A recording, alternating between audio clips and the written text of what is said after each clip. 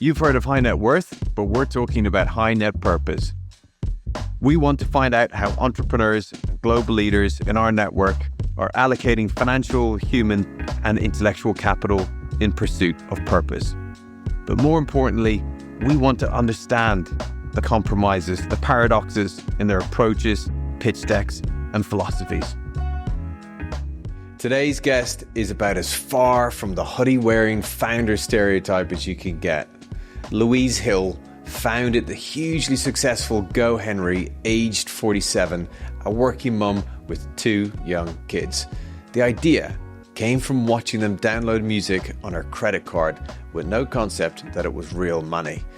She went on to build the company that gave kids debit cards, expanded it across the Atlantic, took on government, and proved that teaching kids about money isn't just good parenting, it also has deeper economic and social impact. She built a business focused on purpose, and the purpose guided their biggest and most difficult challenges. In our conversation, she also covers how she raised hundreds of millions of dollars of capital against the odds, the learnings and tips along the way on how financial literacy shapes lives and the wider economy. She also gives a lot of her own story, the impact of her dad on her own personal appetite for risk, the moments where she felt deeply overwhelmed by the business, and then how she fought back. This is a very personal and inspiring story. And if you care about building something that outlasts the exit, this is the conversation for you. Louise Hill, welcome to High Net Purpose. Thank you for having me. So we'll start, as we normally do, with the question of, do you have an articulation of your purpose? I think that's probably a really easy question for me. Yes. We have always had one mission at GoHenry, and that is to make every kid smart with money. And that really is the purpose that drives everything we do. We want to empower kids, give them confidence, and give them the money skills that they need to operate in the modern world. And does that link into your personal sense of purpose? Very much so. Or I would say very much so it does now. I didn't set out as a child wanting to teach the world about money. That won't be a surprise to anybody. But as I sort of got to the phase in my life where I realized there was this gap in the market, to teach kids about money the modern way, it has become an overriding purpose, an all-consuming purpose. And I guess as I've seen and understood more and more the impact that it can have on individuals and on wider society, it's become all-consuming. I know we've got to be careful when we over-extrapolate from younger years, but is there anything that you draw between when you were younger and today, where you've arrived at this sense of purpose, that there is some link in it, in wanting to educate, help, and the idea of business, commerce, finance, and its education being important? I don't know that there's a direct line. I'm just thinking that there is a slide that I've used a couple of times because somebody asked me in an interview a couple of years ago, what were the first signs of being an entrepreneur? And I was kind of thinking, crikey, when was it my first paid job for somebody else, which, by the way, was washing up cutlery at the YMCA in Lowestoft when I was about 13.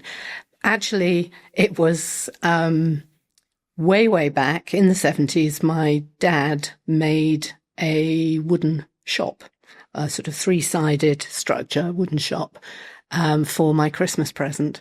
And I had a little cash register on it and Kellogg's variety packs. I should probably say other brands are available, stacked on the shelves with a couple of bean tins.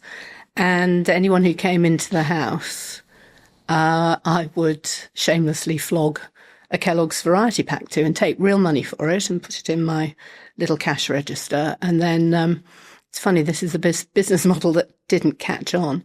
Then I would sort of half an hour later sidle up to that guest and demand the Kellogg's variety pack back, because obviously I needed to restock my shelves. Yes. And they would give me it back. Oh. So, you talk quite often about that sort of that origin moment of the iTunes with your kids. Do you want to give us just a recount of what happened then, which kicked off GoHenry? Whistle-stop tour of it. Yeah, my kids were somewhere around 6 and 8, 7 and 9, that sort of age. And my lovely brother had bought them both the tiny little iPods for their Christmas present. And we already had a habit in the house that I would give them pocket money on a Saturday morning, cash, because that obviously at the time was all that was available. And my oldest, my daughter, would get £5. My son, who's 2 years younger, would get £4. And I'd given them the login to my iTunes account with my credit card attached, and realised they were having an absolute ball, downloading money without a care in the world. Downloading music without a care in the world. And just as a mum, I was trying to figure out, how do I make them understand that that's spending money, and that there has to be a limit. It's got to be earned. That there has to be a limit on it somewhere. And I started printing out the invoices that iTunes used to email you back then, pinning them on the fridge with a magnet, and then going through a process with my kids each Saturday morning where I'd say, well, your pocket money is normally £5, but you spent whatever it was, £4.20 on iTunes, so you're only getting 80p.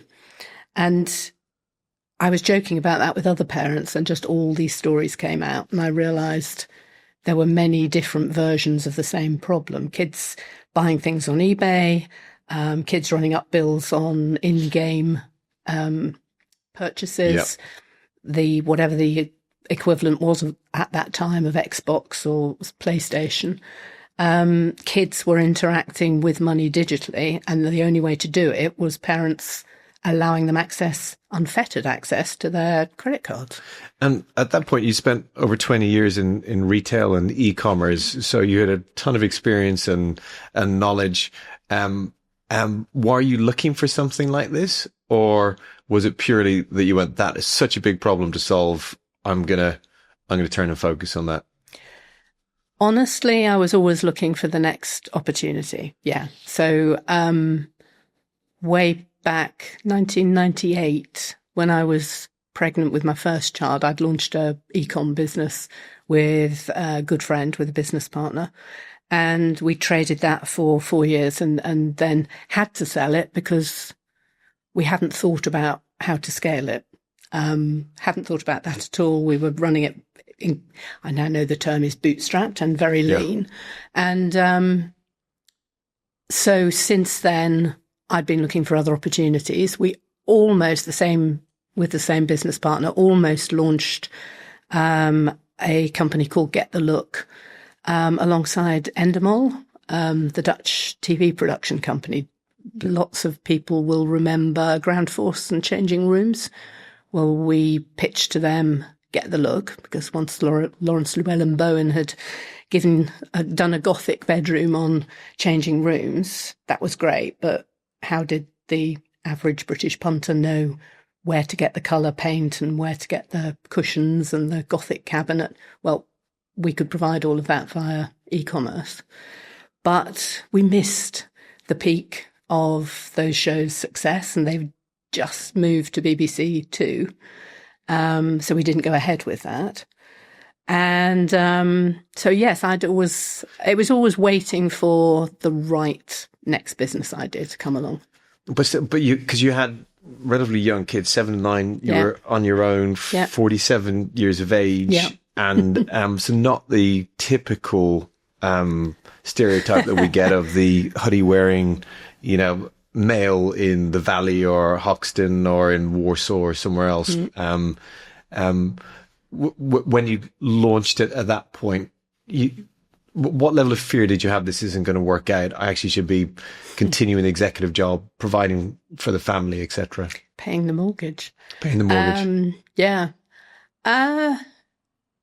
Do you know what? You asked were there things in earlier in my childhood. One, again, having reflected now, didn't realise it at all at the time, but one of the things my parents were brilliant at, whenever we went to them with whatever harebrained scheme we had or big plan we had, Dad's approach was always, do it. What's the worst that can happen? The number of times he said, what's the worst that can happen? If it all goes wrong, start again.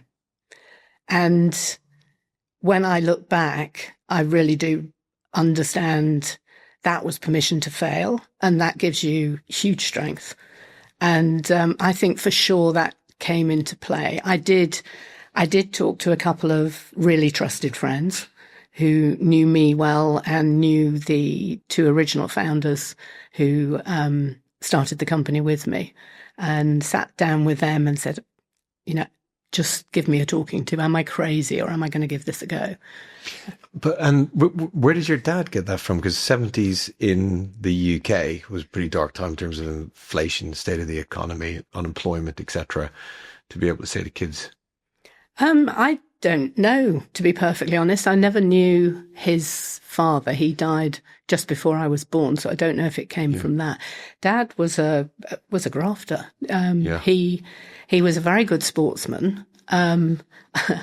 Unbelievably, why unbelievably? Got offered a professional contract with Norwich City Football Club, because I grew up in Suffolk, on the border with Norfolk. But didn't take it because you couldn't raise a family on a footballer's salary in those days, which is ironic when you think about how much they earn now. But he joined the biggest industry in Lowestoft at the time, which was trawling, fishing, deep sea fishing, as office boy, and worked his way up. And when he retired, he was managing director of the same company that he'd started as a 17-year-old. But you started off in this 18-month process of raising the pre-seed money. Yeah. Were you still working at your previous company, if you can say that? Or how did you manage to hold all that together? Yes. So many things all kind of came together. I got divorced, had to literally give up the executive job I was doing overnight. I had to phone my boss and say, look, I'm really sorry. I've got to fly home tomorrow because I need to be at home with the kids. And had to find a job that let me get home every night, but would still pay the mortgage. And did that. I led a transformation project at the Borough of Poole, which is now also merged with Bournemouth as well. My first and probably last ever foray into public sector. But that allowed me that they had flexible working. So I was able to work long hours some days in order to bank hours that I could then disappear off up to London or wherever I needed to go to talk to angel networks and angel groups and pitch for funding. And at that point, so I guess it's nowadays because cards are ubiquitous. I just remember back to then when if people saw someone with a card, they would go, it's a credit card, and they're sort of, they're spending on debt, and it was almost like a negative thing. Did you have an insight born out of just gut instinct, or you'd seen something that made you go, this is the place to start? I've always been a huge advocate of learning by doing. I think there's only so much you can learn with theory. And often when I'm talking about GoHenry, I liken money skills to swimming. You can learn all the theory you like about swimming, but until you get in the pool or the sea and actually start trying to do it, you're never going to learn. And I think money is the same. Until you have access to money and you make those decisions and make some mistakes, you never learn. So it was critical that we provided real money, real cards. And you said it was early days for that sort of thing. We were the first in the world to give cards to kids. And we went live with a contactless card at a time when I think it was WH Smith, McDonald's, Tesco's, and maybe a couple of other places accepted contactless in the UK. So there was a bit of a leap of fate, but you believe that the card would be the conduit to allow you to open up more of that wider financial education, even though at its heart, there's sort of an invisibility of the money because it's a card.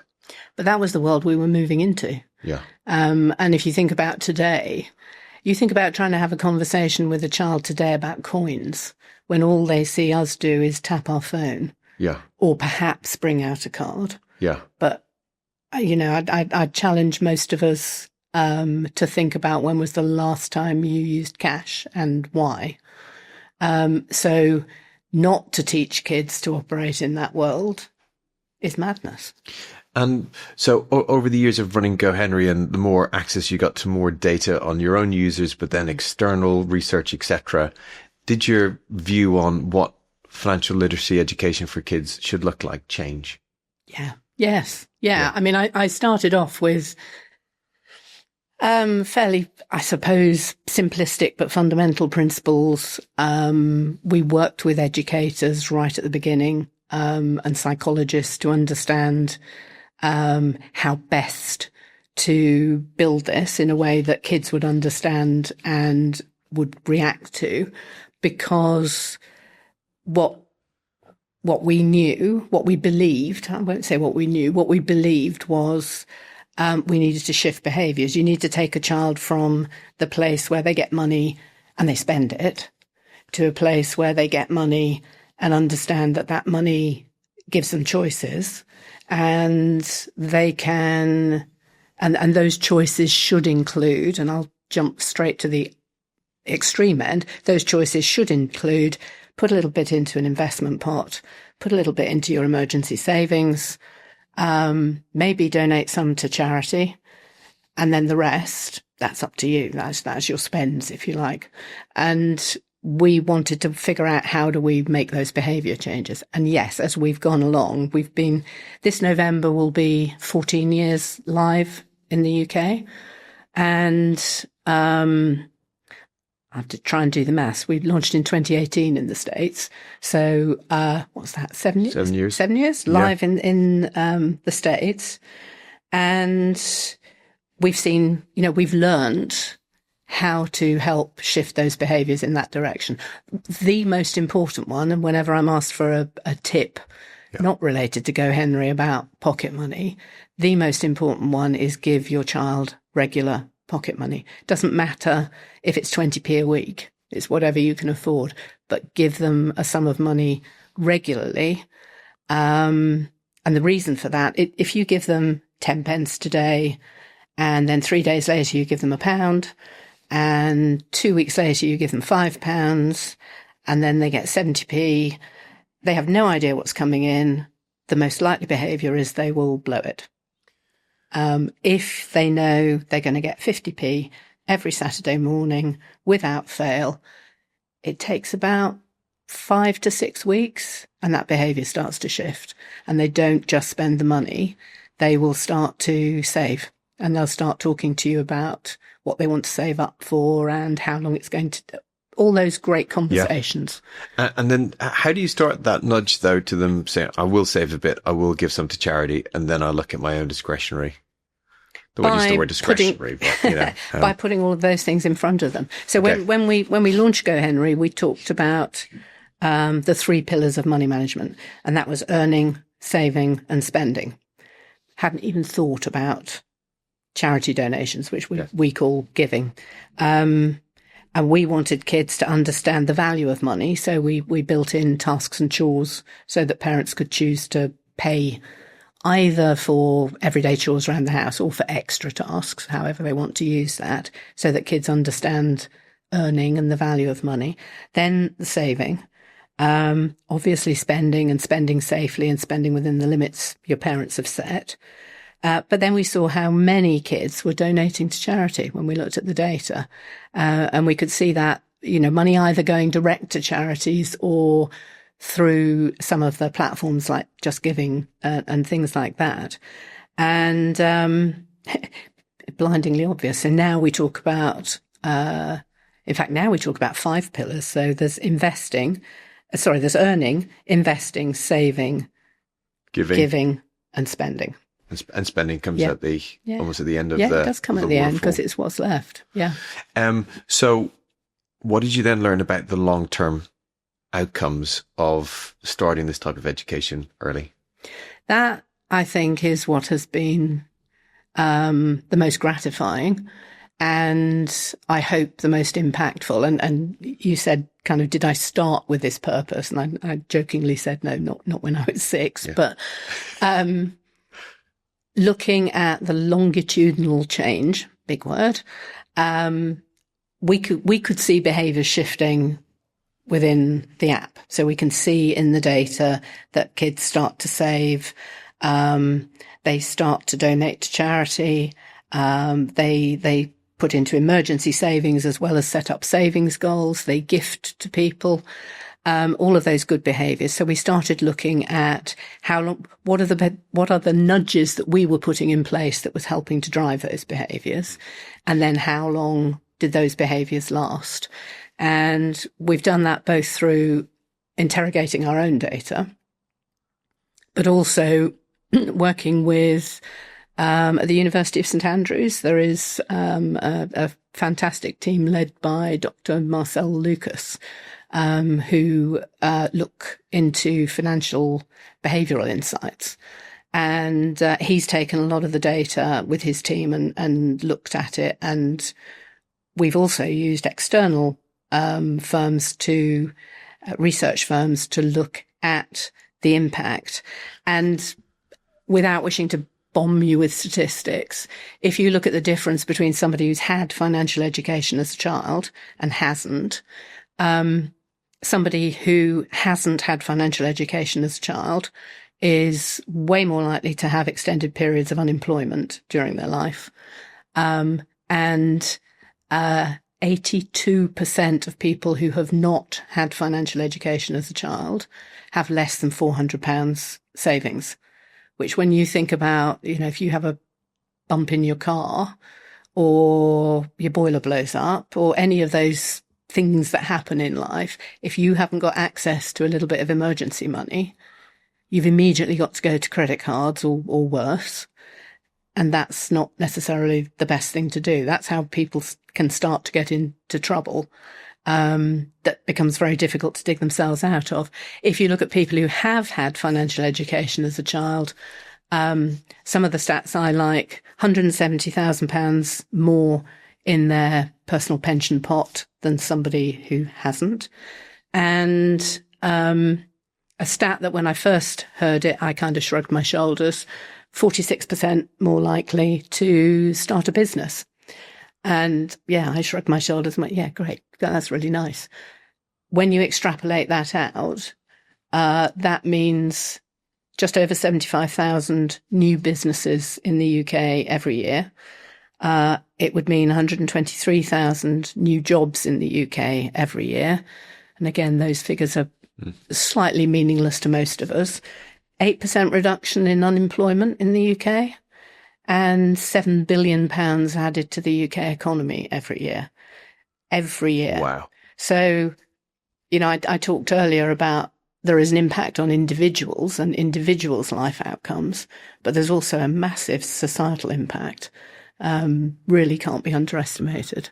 And how young should the process begin? And if it starts earlier, does it have an even higher level of efficacy later in life?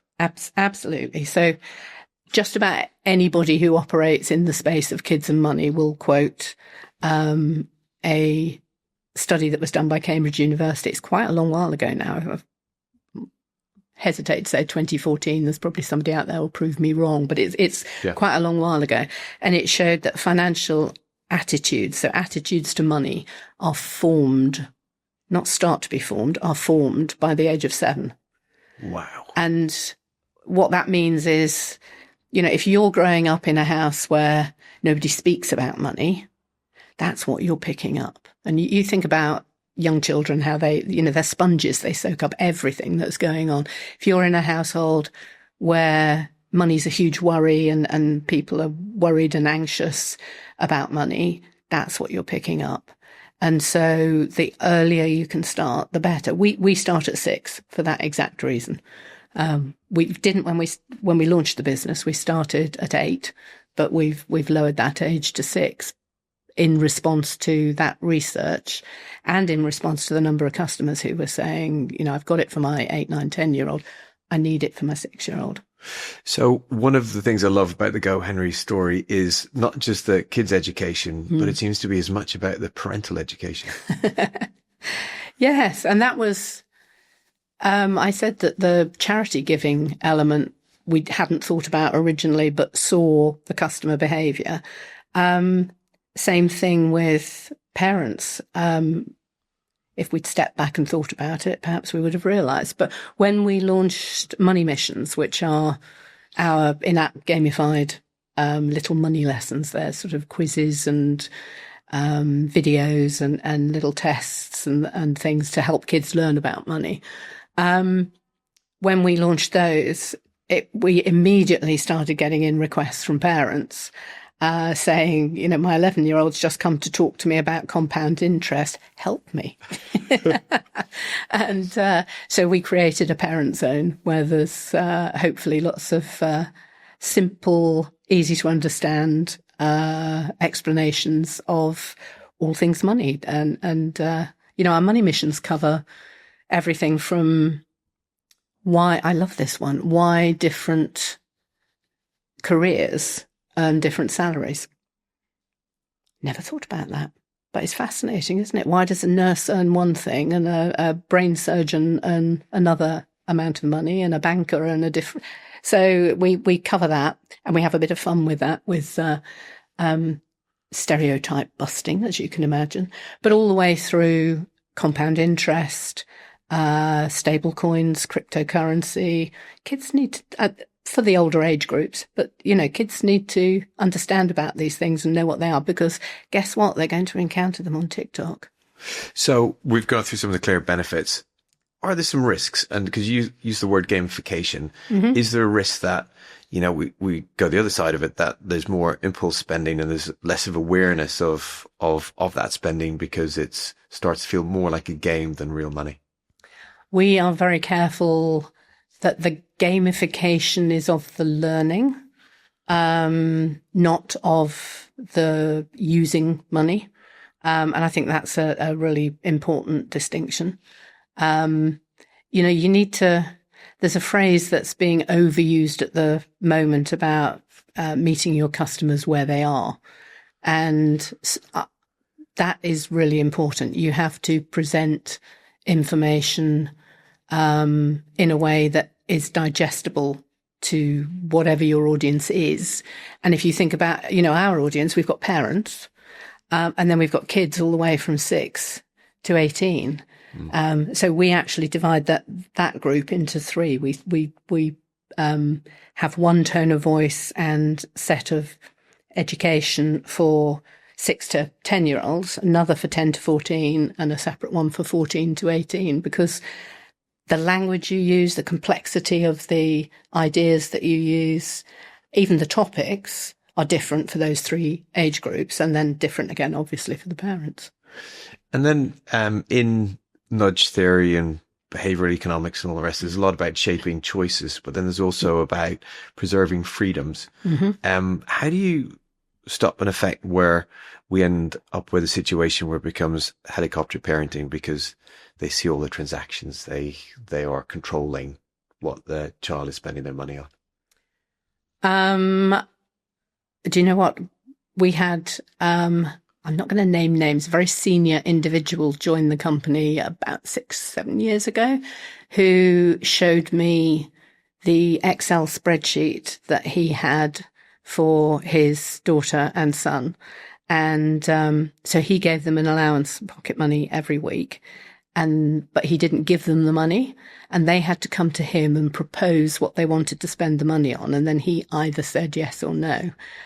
And we had a very enthusiastic discussion about that, because to me, I will never tell another parent how they should parent their child, even around money. But if you don't let them make their own decisions and make some of their own mistakes, they will never learn. They will never learn. If you are helicopter parenting and doing everything for them, they will never learn. I'll go back to saying I'm a huge proponent of learning by doing. Yeah. I'll give you an example. My daughter, who is now 28, they're very used to me spilling all their secrets from when they were younger. When she was about 13, one of her schoolmates came over I live in a little town on the south coast in the New Forest called Lymington. And she and her mate went off down the high street. 13-year-old girls, a lot of giggling involved. Off they went down the high street with their GoHenry cards, both of them. And they came back a couple of hours later, still giggling, clutching Superdrug bags, and proceeded to lay out on my kitchen counter. Isabella had bought 26 bottles of nail varnish.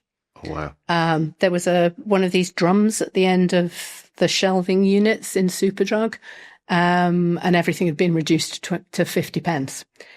She literally had something like 26p left on her GoHenry card. She kept going until she couldn't buy any more. They'd had a great time. They spent the evening painting, 26 different colours on their fingers and toes. Time for her friend to go home. And then Izzy came charging downstairs and said, "Oh, so-and-so's just phoned up and said, do I want to go to the cinema tomorrow?" And I have talked about this before. It was, as a mum, it was really tough not to reach into my wallet and give her a £10 note. Yeah. But I said, "Oh, do you have enough on your GoHenry card?" And of course her face fell. And she said, "No." I said, "Well, that's a shame, isn't it? Well, there'll be another chance. They'll ask you another time. Never mind. You've had a lovely time today, haven't you?" Of course, she stomped off upstairs. But she came down again half an hour later, let's say, and she said, "Mum, you know those men you take your car to at the weekend to get it cleaned? How much do you pay them?" Oh. And I thought, okay, I know where this is going. And I said, "Well, 12, I can't remember now, 12, 13 pounds. This was a long while ago, over 10 years ago." And I said, "I usually round it up to 15 if they've done a nice job." And she said, "Can I clean your car now?" And it was about 10 o'clock at night. Yeah. But do you know what? I said yes. And we went outside and stood with her while she cleaned the car inside and out, gave her 15 quid and she went to the movies. But that's the sort of thing I mean, that they need to learn. Once you've spent it, it's gone. And you either have to wait for next pocket money or you have to earn some more.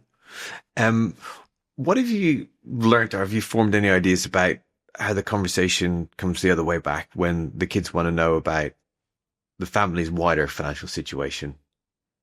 Mm-hmm. Very, very early on, when I used to talk about GoHenry and nobody had heard of it, I used to have some slides where I would stand up on stage and say, "I'm here to talk to you about the thing that the British public never want to speak about." And then I'd put up a big slide with big letters that said sex on it. And then the next slide was sex with a big X through it. And it's like, no, not that one, the other one, money. The British public are incredibly close-lipped about money. It's really interesting talking to other people from other cultures about whether they share salary information or whether they talk about household income or talk to we really need to try and get over that. Not necessarily tell your kids how much money you earn. I have never told my kids my salary. But to have those conversations in the home about money, that, I think, particularly came to the fore as we were coming out of COVID and the cost of living crisis, as it was termed by the press, sort of came into full force. We were really encouraging parents to have conversations with kids because, again, kids were picking this up, be it from TV, from the press, on their phones, and conversations at home or sense of worry at home. And we tried to give parents a lot of ways to trigger conversations in a supportive way, or tips, games they can play with their kids, things they could do with their kids to get them involved so that the kids felt they were helping. Going back then to you as a founder, yeah. Do you think there's a different path for female founders? The stats will tell you that female founders get far more VC far more. Why did I say that? Far less VC investment, sub 2%, which is terrifying when you look at that, because there's also an equal amount of evidence to show that female-founded businesses give better returns to investors.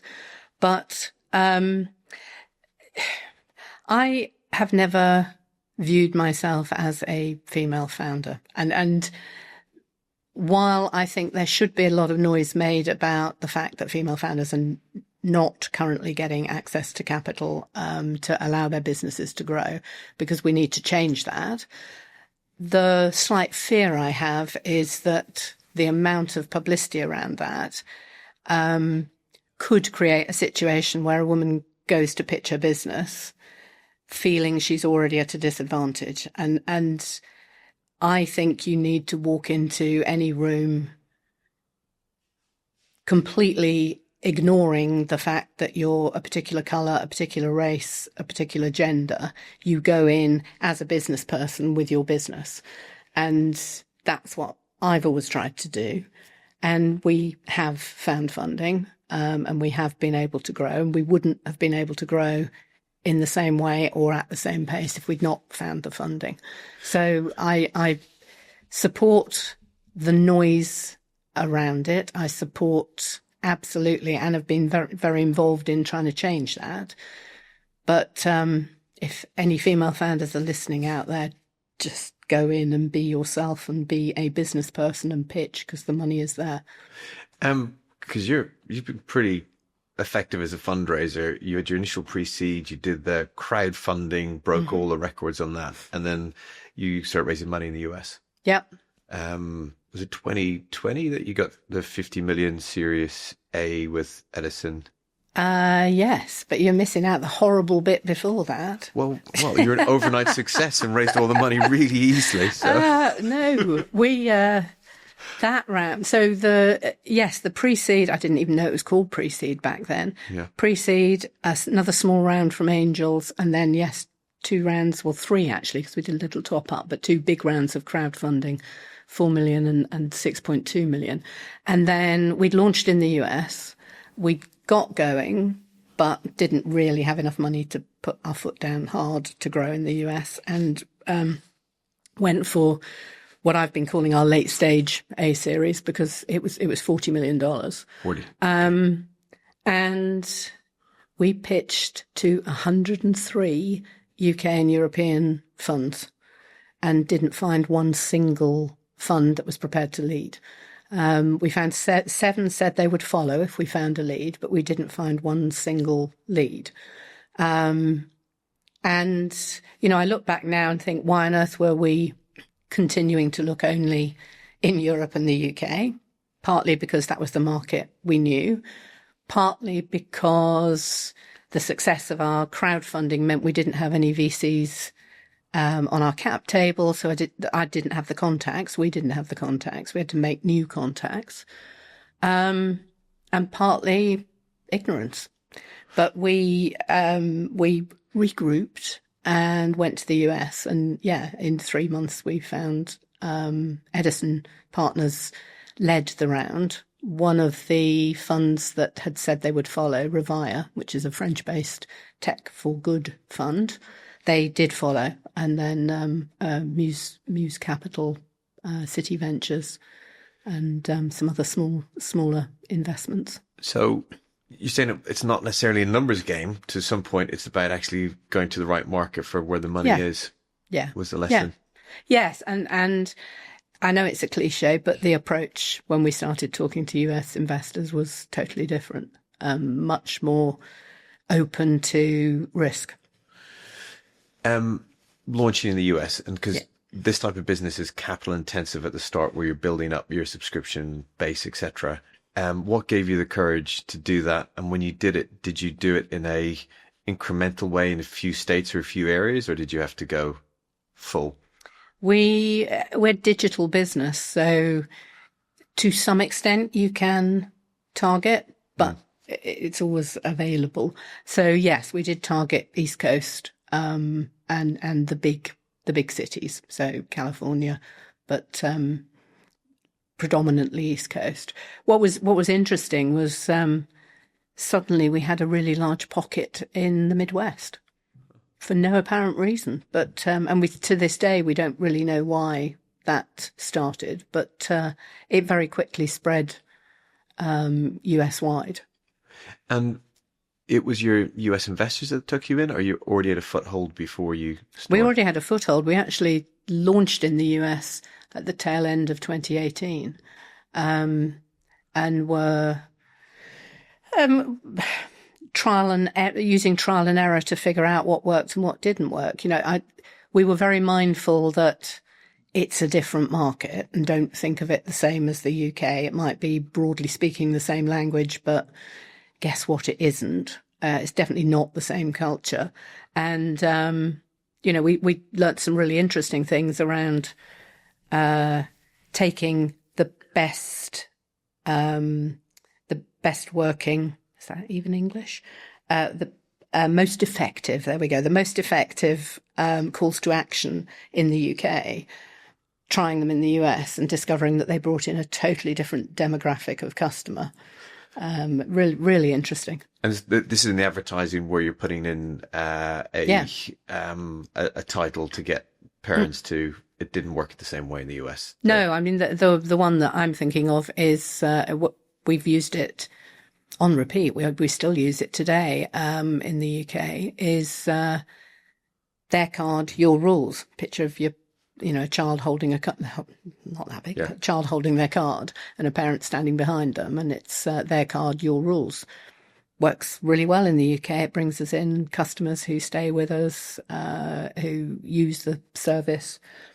In the US, it brought in largely what I learnt was called coupon chasers.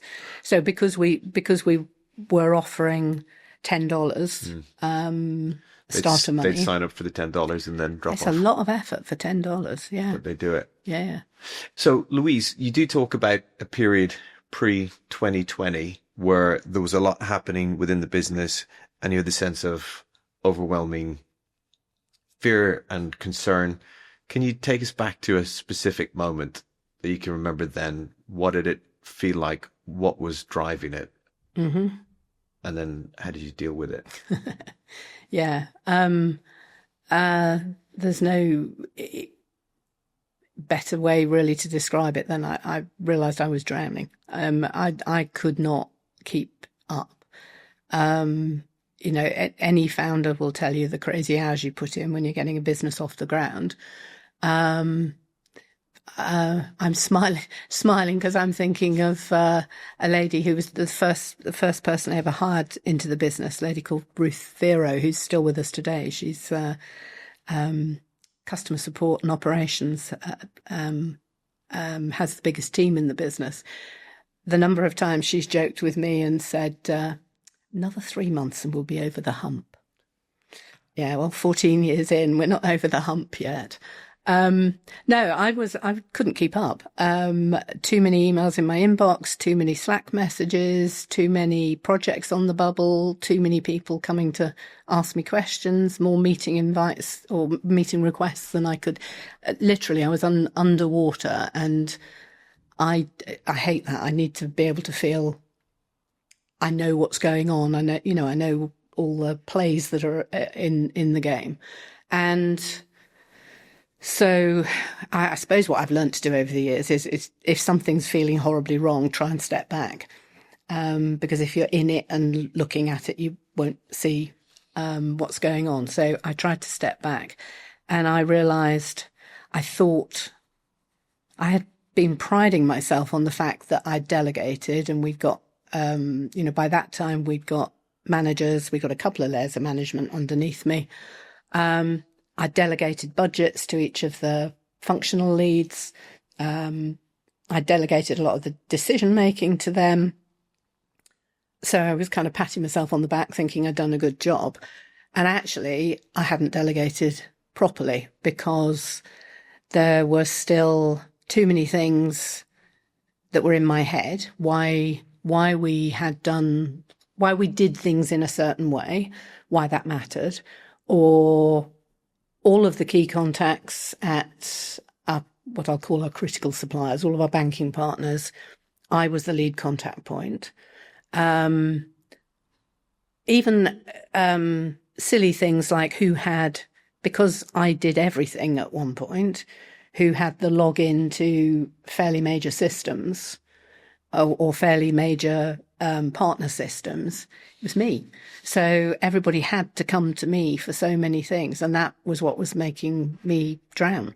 And so I was trying to think about how do I solve that? I decided, I suddenly realized I was a real threat to the business, because if I went under a bus, that business wasn't going to survive. And so I set up a campaign. I often joke I love a campaign, but I think if you give something a name, it gives it a real focus. So I set up a campaign called Single Points of Failure. And I tasked every single team, me included, to identify and write down on a giant spreadsheet or Google sheet every single thing where only one person knew how to do it, only one person had the contact point, only one person had the login. And there were so many things on there. And when you actually looked at it, that was a massive risk to the business. My name appeared on it the most, no question about it, which was embarrassing. But we then worked through it. It took 3-4 months, but we worked through and eradicated those. But that sounds like a lot of smaller fixes. But was there something organizationally, or the people, or how you'd coach people into new roles, or something else that needed to happen?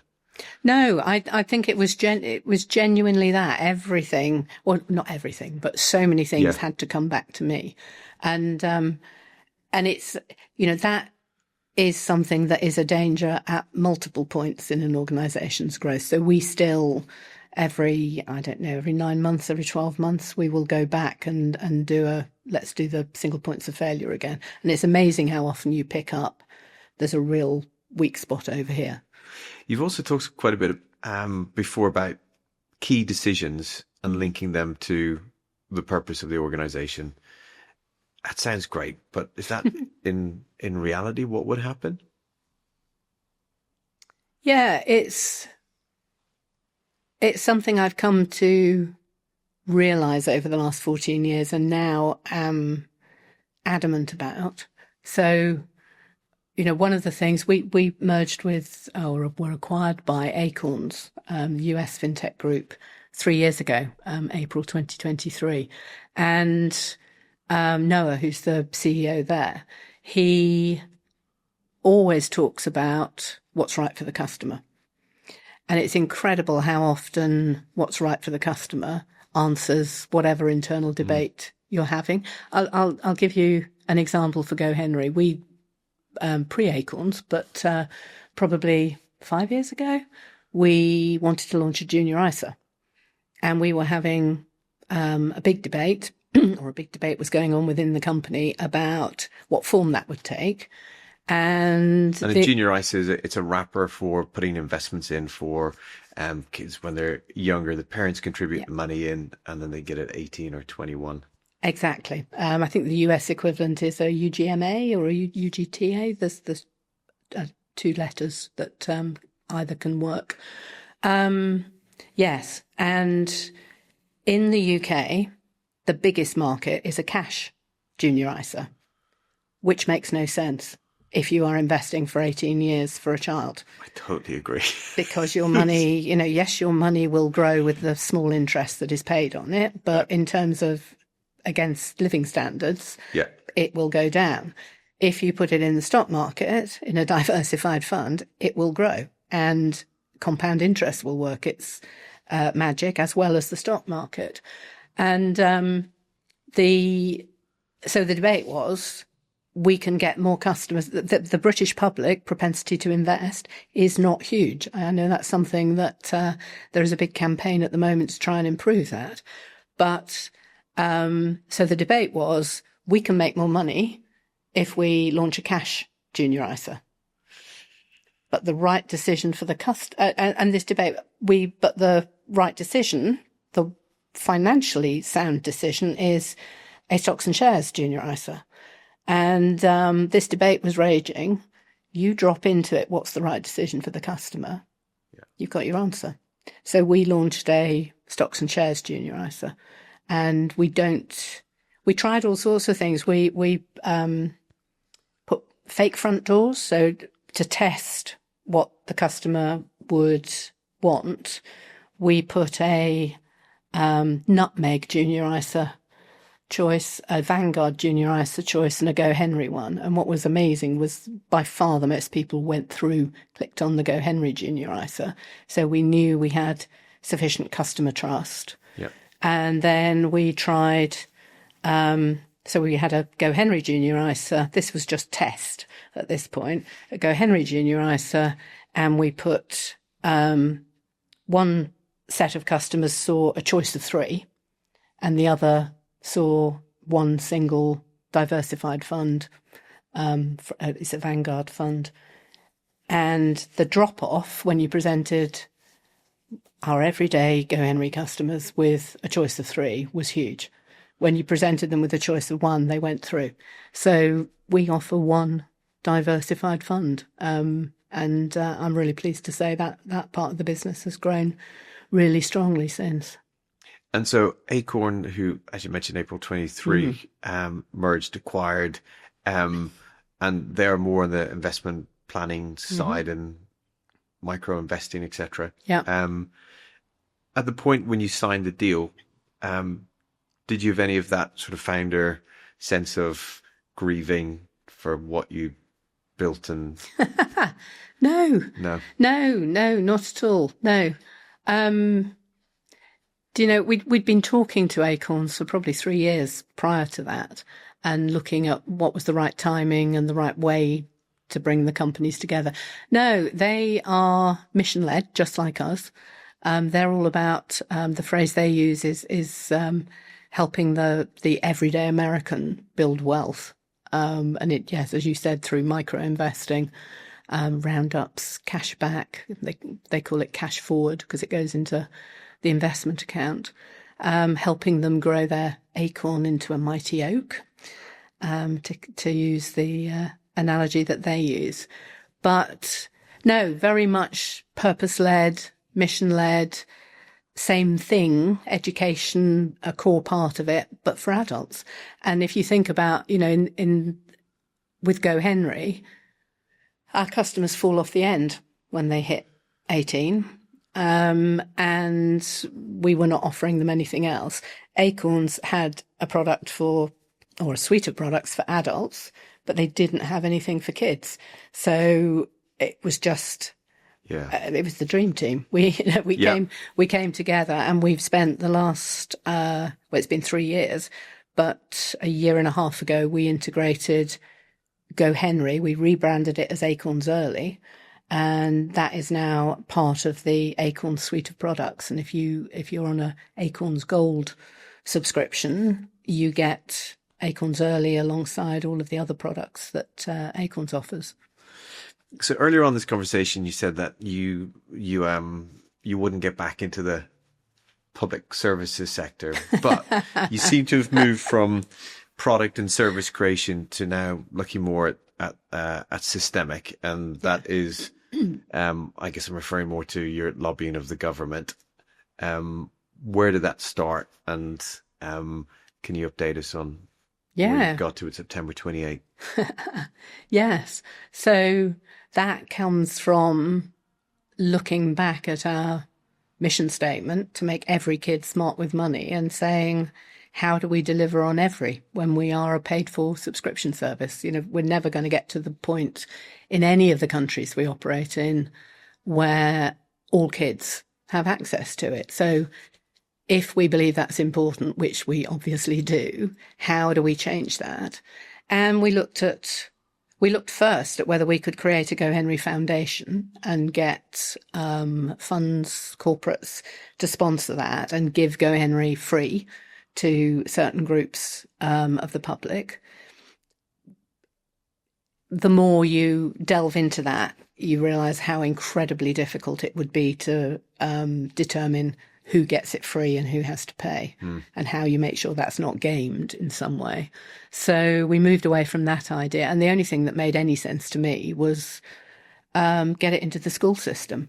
And, unbelievably, whilst I have to say Wales and Scotland had financial education well baked into their curriculum, in England, first of all, the curriculum wasn't mandatory, and any school that is a private school or an academy does not have to, or did not have to, follow the curriculum, which is 80% of all schools in the UK.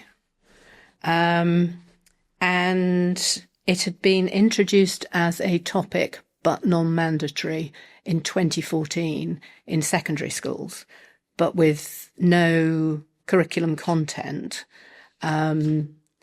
And schools pretty much left to their own devices. And we know, from a lot of research, not just our own, it turned into a postcode lottery. You might be lucky and go to a secondary school where somebody has a passion for it and it's taught very well, but 62% of secondary school teachers didn't know it was in the curriculum.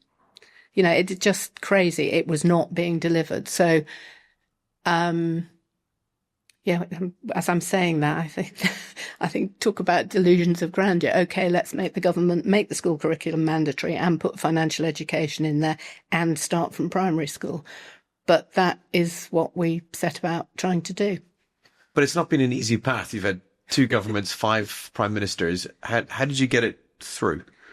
And me and our teams not having a clue how you approach government, talk to government, anything like that. We worked with a public affairs agency who've been fantastic and really supported us. I started to spend a lot of time talking to government. Any MP who would listen, any MP we could get excited about the topic.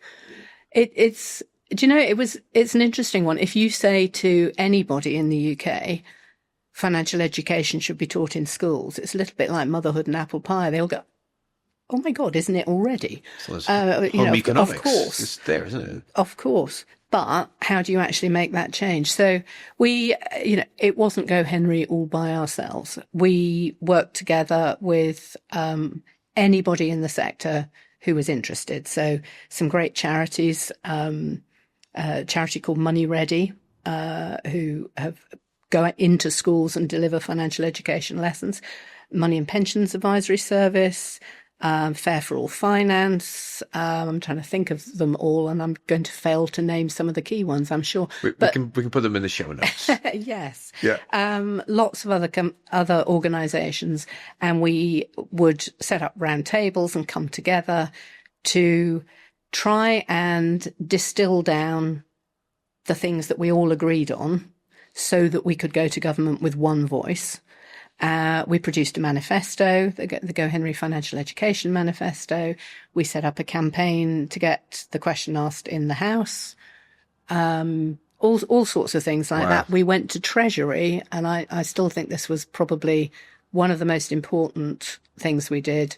We went to Treasury and we gave them all of our data, anonymised, obviously, but on behavioural shift and on long-term impact on behaviours, because we wanted to show them the impact on individuals' financial outcomes, but also on the economy and on society, so that they understood the financial shift that could make for the country if they made this mandatory.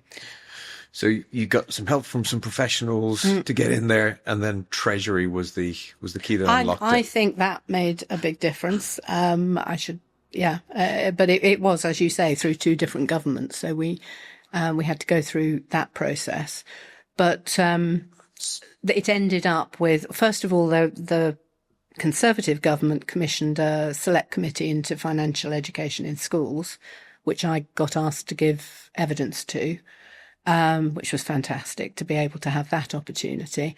And then the Labour government commissioned a curriculum and assessment review looking at the current school curriculum, with a view to focusing it far more on preparing kids for the adult world. And the fantastic news was in November last year that Curriculum and Assessment Review released their report and the government endorsed it, which I now know meant that it will actually happen. So in September 2028, in all schools in England, starting with primary schools, financial education becomes a mandatory part of the curriculum.